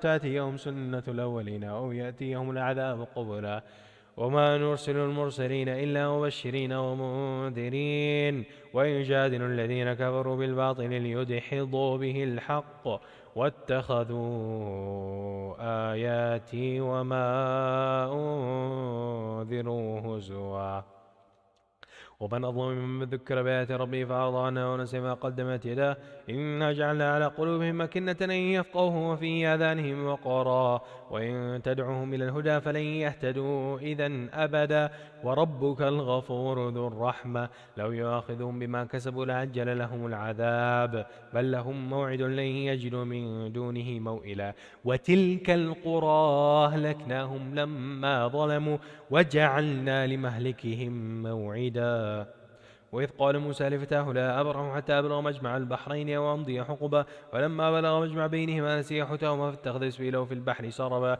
فلما جاوزا قال لفتاه آتنا غداءنا لقد لقينا من سفرنا هذا نصبا قال أرأيت إذا أوينا إلى الصخرة فإني نسيت الحوت وما أنسانيه إلا الشيطان أن أذكره واتخذ سبيله في البحر عجبا قال ذلك ما كنا نبغي فارتدا على آثارهما قصصا فوجدا عبدا من عبادنا آتيناه رحمة من عندنا وعلمناه من لدنا علما قال له موسى لا أتبعك على أن تعلمني مما علمت رشدا قال إنك لن تستطيع معي صبرا وكيف تصبر على ما لم تحط به خبرا قال ستجدني إن شاء الله صابرا ولا أعصي لك أمرا قال فإن اتبعتني فلا تسألني عن شيء حتى أحدث لك منه ذكرا فانطلقا حتى إذا ركبا في السفينة خرقها قال خرقتها لتغرقها لا لقد جئت شيئا إمرا قال ألم أقل إنك لن تستطيع معي صبرا قال لا تؤاخذني بما نسيت ولا ترهقني من أمري عسرا فانطلقا حتى إذا لقيا غلاما فقتله قال أقتلت نفسا زكية بغير نفس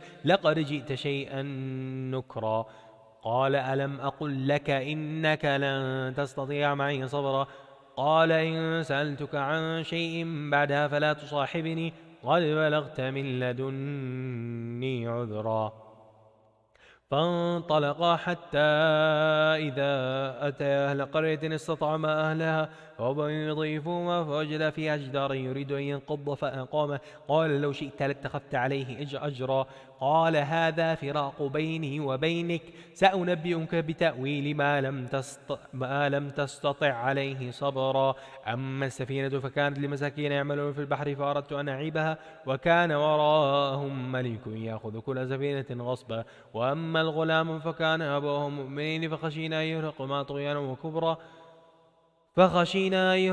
طغيانا وكفرا فأردنا يبدلهما ربهما خيرا منه زكاة وأقرب رحمة وأما الجدار فكان غلامين يتيمين في المدينة كان تحته كنز لهما وكان أبوهما صالحا فأراد ربك أن يبلغا أشدهما ويستخرجا كنزهما رحمة من ربك ومن فعل عن أمري ذلك تأويل ما لم تسطع عليه صبرا ويسألونك عن ذي القرنين قل سأتلو عليكم منه ذكرا إنا مكنا له في الأرض وآتيناه من كل شيء سببا فأتبع سببا حتى إذا بلغ مغرب الشمس وجدها تغرب في عين حمية ووجد عندها قوما قلنا يا ذا القرنين إما أن تعذب وإما أن تتخذ فيهم حسنا قال أما من ظلم فسوف نعذبه قال أما من ظلم فسوف نعذبه ثم يرد إلى ربه فيعذبه عذابا نكرا وأما من آمن وعمل صالحا فله جزاء الحسنى وسنقول له من أمرنا يسرا ثم أتبع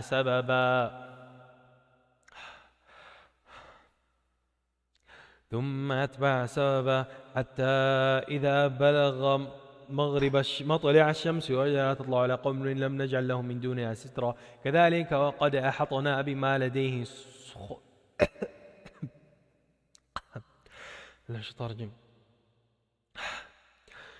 ثم أتبع سببا حتى إذا بلغ مطلع الشمس وجدها تطلع على قوم لم نجعل لهم من دونها سترا كذلك وقد أحطنا بما لديه خبرا ثم أتبع سببا حتى إذا بلغ بين السدين وجد من دونهما قوما لا يكادون يفقهون قولا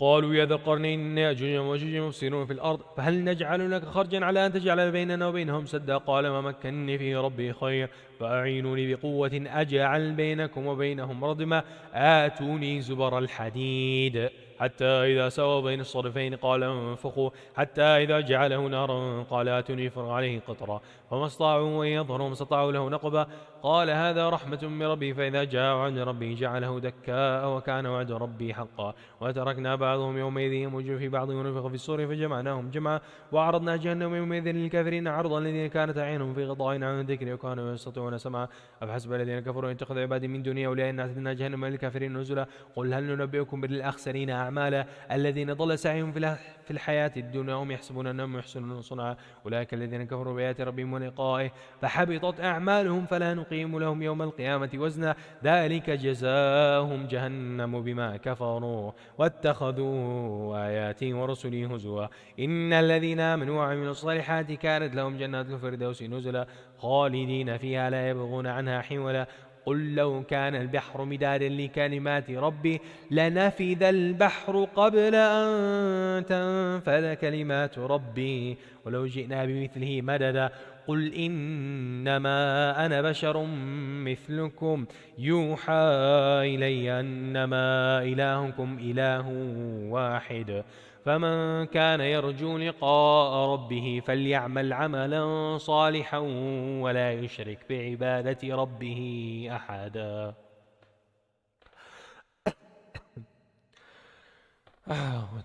Okay, let's see. What is wrong with chat today? What is wrong with chat today? What is wrong with chat today? What's happening, chat?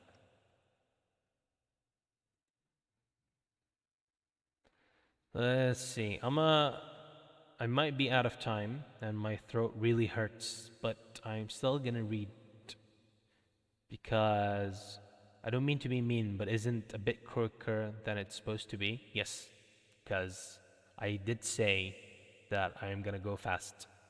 I am on purposely reading quickly because I'm nearing my limit. Because as I explained, every time I need to read fast, it's not wrong to read fast as long as you get the correct tajweed, which I'm doing. I'm not reading it like a newspaper. I'm not saying, I'm not doing like this. I'm reading the correct letters and I'm doing the correct tajweed. Right? It's called hadr. The reason I go fast some streams is because I'm nearing my limits. When I feel like my throat it hurts a lot and I can't keep going, then the first thing that comes to mind is, well, you don't need to read Al-Kahf this week, right? It's okay, you know, Shaitan keeps giving me these thoughts. It's fine not to read it 1 week. Just skip it, man. Your throat hurts, and it really does hurt. My throat hurts right now. But if I read quickly, I can finish quickly before I get these thoughts to like tell me to stop. In fact, at the last 2 pages, my throat really started to hurt. But at least I've been reading quickly, so I could finish in time, and I could finish before, you know, I really start damaging my throat. Okay, I could go on and on and on and on and explain to you why I was reading quickly. But I already do every single stream, and it's getting tiring. So please be satisfied with whatever I just said. Anyways. Also, it's funny. Someone actually did say in the chat, you want him to answer while he's reciting? Like, do you really want me to stop my reciting?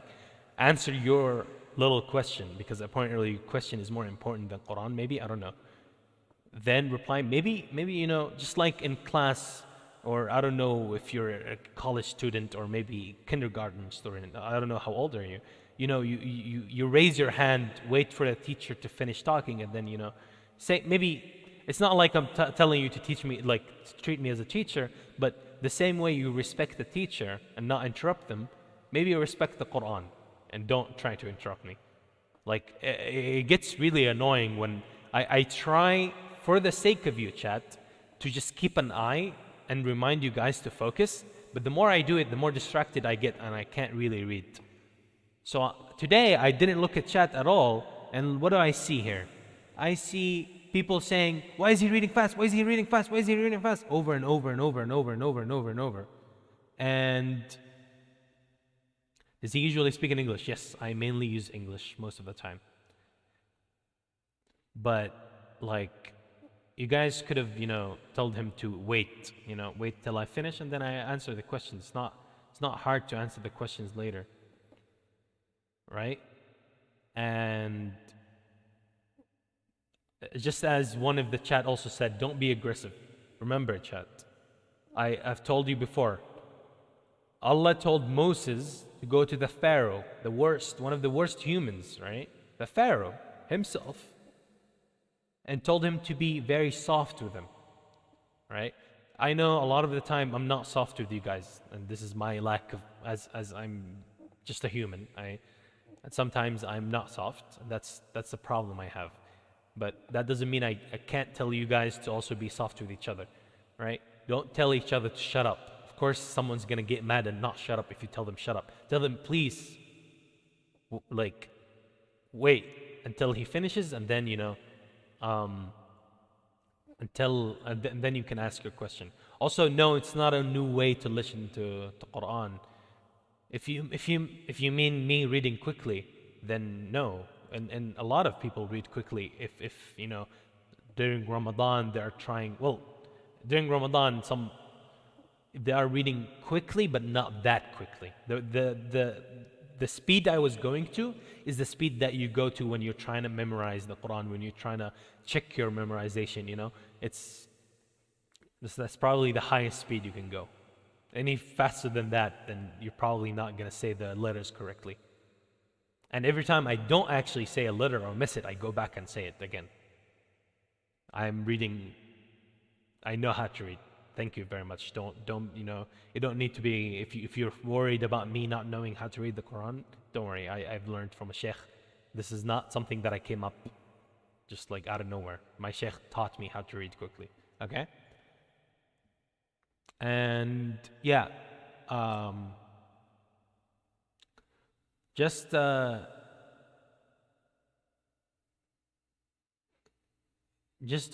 do the whole, don't do the whole shut up and everything. Just be nice to each other, please.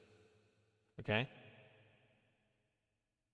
And I'm pretty sure the guy who's made a joke is not even in chat anymore. He left completely because you guys were, kind of being a little too hard on him.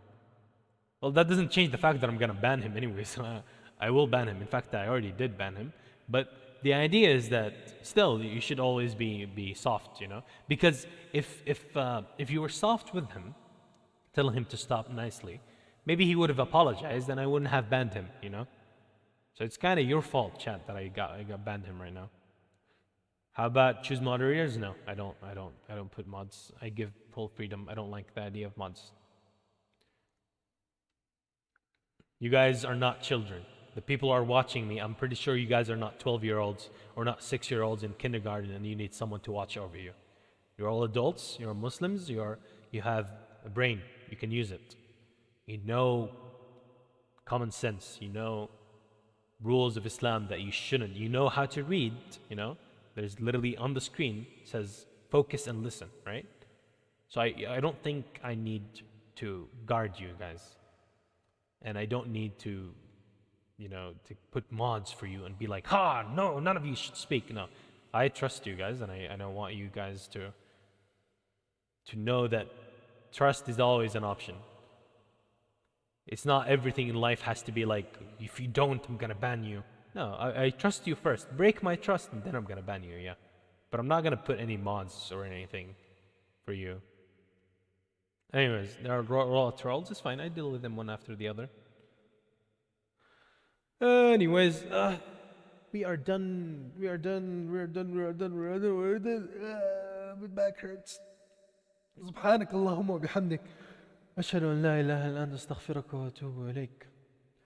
السلام عليكم ورحمة الله وبركاته. And now, for the bonus session, where only the OGs stay.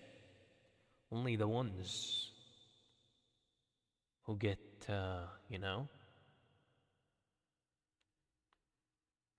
only the ones who understand the true meaning of the bonus meme. Bonus meme. Right? Really adds up. I always forget about the reverb. I should probably turn it off. Keep forgetting to turn it off. But anyways, what were we talking about? How do you fall asleep when I was reading that quickly? Anyways, what was I saying? Yes. I was thinking, someone posted a really, really interesting book about how to stop the master debating addiction, and I found it really interesting to read. So I'm thinking of doing a stream where we read the book and I talk about it, and like I add my own comments to it, because the book was interesting because it says things that you don't like normally think of, right? And remember how GGG2 was about master debating, debating for all the debaters. And apparently the things that I might have to take down GGG2, because the book convinced me that what I did was wrong, right? Because in GGG2, I'm telling you how bad it is, right? But the book says, stop trying to like threaten people. We all know that it's bad for you, and it's clear as day that it's bad for you. But just because, telling people that it's bad for you, not gonna make them stop. There are better ways to do it, right? So it's called Easy Peasy, I think. I'm gonna stream it. I don't care if the video, if they're gonna make me copyright strike. I don't think it's a hack book, though, so I think we can read it. So I might have to take. I don't know. I'm thinking of, after reading the book, I might take down GGG2, or I'm gonna make GGG2 0.1, where I tell an update about the things that happened on the stream. Islamic book or medical? No, it's not an Islamic book. It's not medical or Islamic. It's very weird. It's very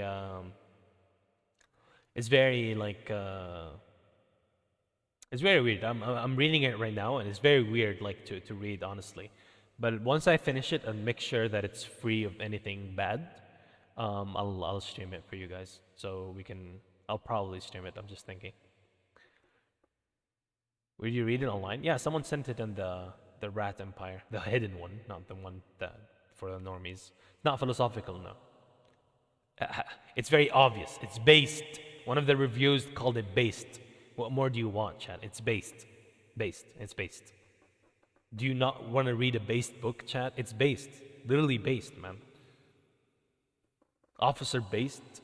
Based on what? Based on these. Okay. Anyways, that's about it. Look at it later in the server. I can just send you the link. Anyways, so that'll be all. I just wanted to share that, to see if it's not a bad idea.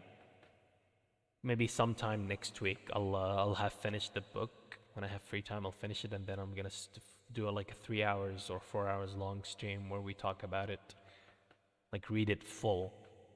Because the book always says don't skip chapters. Don't skip chapters. So I'm not gonna try to summarize it or skip chapters. I'll read along with you, chat. Anyways, thank you guys for coming. Bye bye. Oh wait, I almost forgot. الله لا إله إلا هو الحي القيوم لا تأخذه سنة ولا نوم له ما في السماوات وما في الأرض من ذا الذي يشفع عنده إلا بإذنه يعلم ما بين أيديهم وما خلفهم ولا يحيطون بشيء من علمه إلا بما شاء وسع كرسيه السماوات والأرض ولا يؤوده حفظهما وهو العلي العظيم.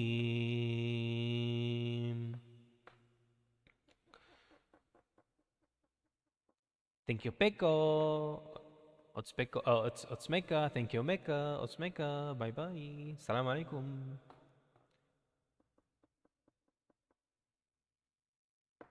Otsna.